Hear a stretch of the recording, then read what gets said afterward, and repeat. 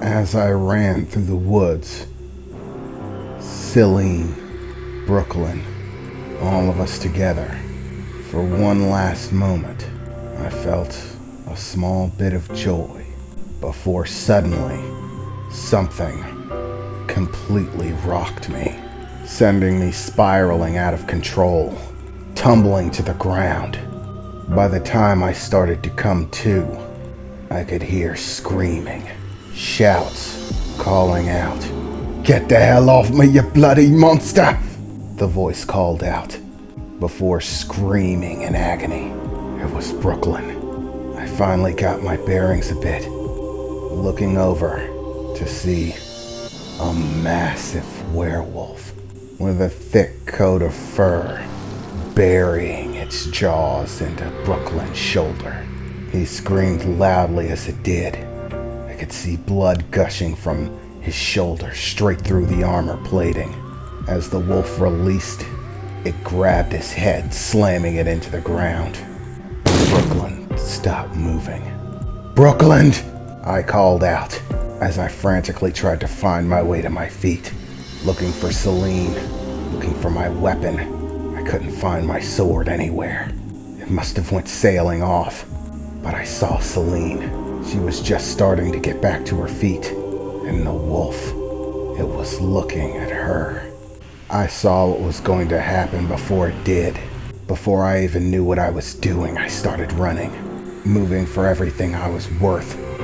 Moving, even though I didn't really think I could move. I couldn't even feel my legs, and yet I was forcing them to move anyways, moving as fast as I can, as that wolf made a sudden dash, heading directly for Celine. I threw myself in between them, trying to stop it, as I felt its arm stretch out and bore its way right through my chest.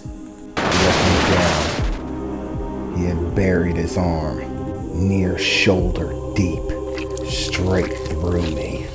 Oh, what a valiant effort, and yet all for naught.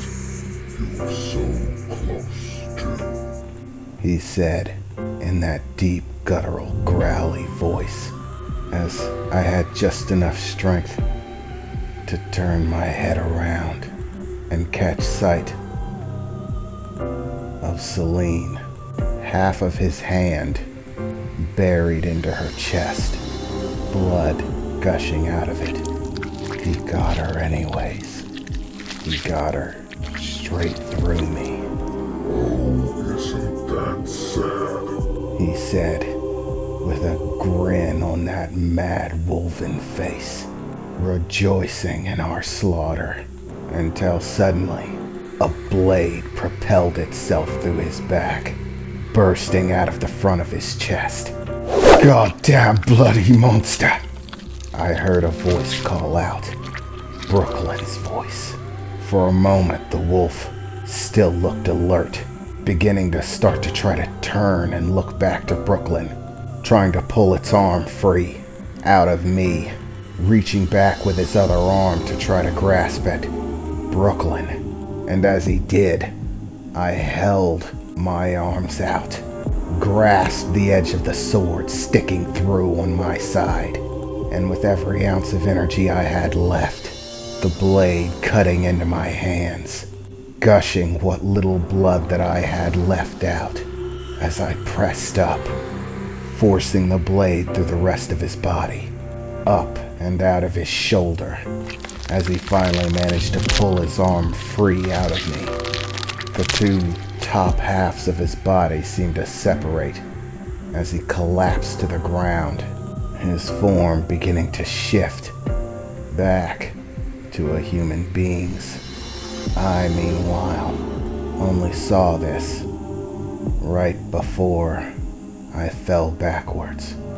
I simply couldn't hold myself up and collapsed, coughing on my own blood, unable to breathe. All I could feel was pain as my eyes glanced over to see Celine lying there beside me, starting to look over in my direction, coughing up blood herself. With what little strength I had left, the only thing that seemed to matter, the only thing that felt like it had any importance, was to reach her. So with every drop of strength that I could muster, I moved my arm over, stretching it out in her direction. I could see her, reaching back, reaching for me, while I was trying to reach for her. Everything seemed to slow down, as if time itself was dying, slowly moving to a halt. Brooklyn's voice fading away, the light itself fading away, even through the blood, the pain, the fear.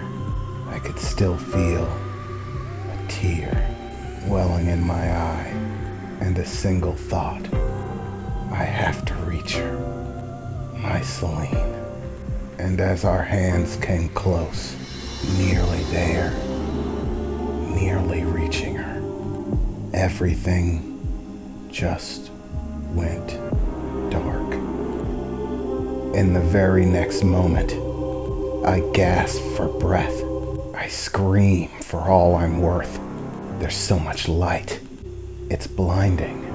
I don't know where I am, what's going on. For a time, I feel cold. There are hands, large hands holding me. But whose? Everything's so bright. Where am I? What's going on? And then a feeling of warmth. The warmth of a person. I can feel them. They're holding me. My sight seems blurry, but I look up and I can see a face. It's my mother. My mother's face, smiling down on me. Suddenly, my vision fades altogether. Once again, I feel like I'm falling, except this time in the opposite direction, moving forwards rather than backwards, up instead of down. That's if you can give a direction to anything. I can see light approaching me, a bright light at the end of a passageway, a tunnel. There I can see my own sight line, and in an instant I'm back, standing where I stood, gasping for breath, clutching at my chest, stumbling back, feeling completely disorientated, like I don't know where my legs are. "What the hell?" I shouted out. "What the hell is right, mate? What the hell happened to you? You just freaked the hell out all of a sudden. Someone slip you a Mickey or something? Because I'll tell you, mate, you're acting real strange. Remember? We made the deal. A favor for information. Don't tell me you're gonna try to crazy your way out of it. That wasn't the agreement, buddy." "Brooklyn?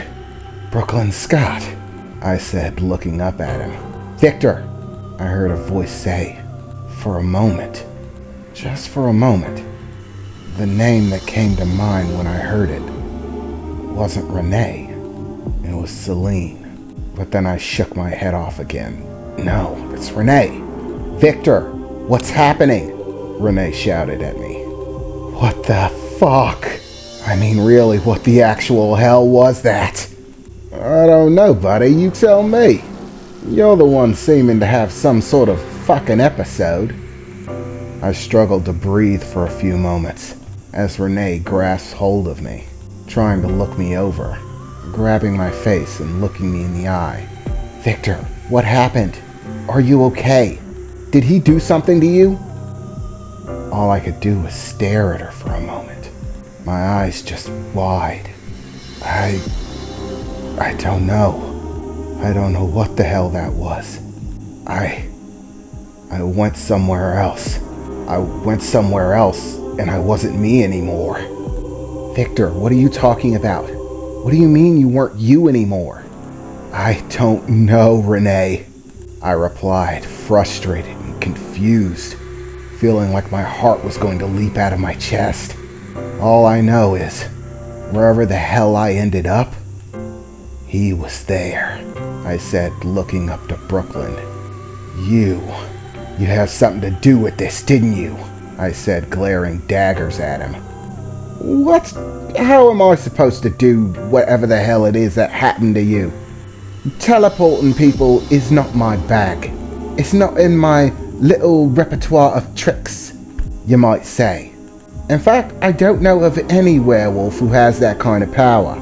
So, if you went somewhere, I'd say it most likely has something to do with your own abilities, not mine. I didn't do anything. You did. And what the hell do you mean I was there? I mean exactly that, you bastard. You were there with whoever I was. When I was there, or when he was there. I don't know. What are you talking about? When you were where? I don't know. Some sort of fort. A keep. It's still so confusing. It was weird. Crazy. I was there in someone else's body. And it was definitely the most insane thing I've ever experienced. His thoughts, his emotions, his memories, his feelings.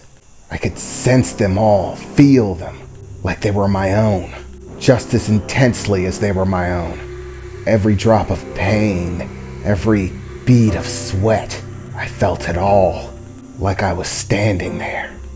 And there were thoughts that weren't my thoughts. I could hear them, feel them like they were my own. The year, I remember trying to grasp where I was.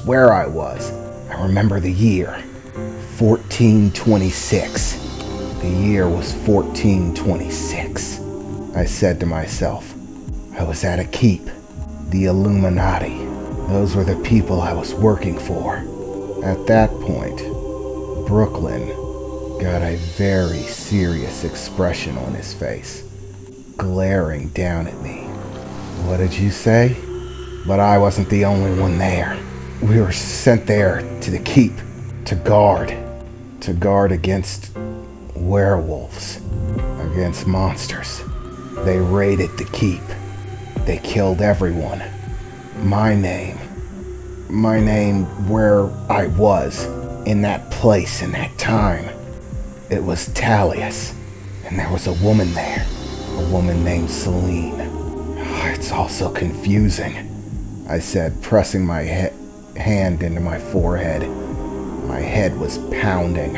I felt it all. His emotions. I could feel how much he loved her. More than anything. He was absolutely certain that he was going to die. He just wanted to save her first. And as I said, you were there. Right there alongside them. Brooklyn Scott. Or no, it was Brooklyn, son of a Scott.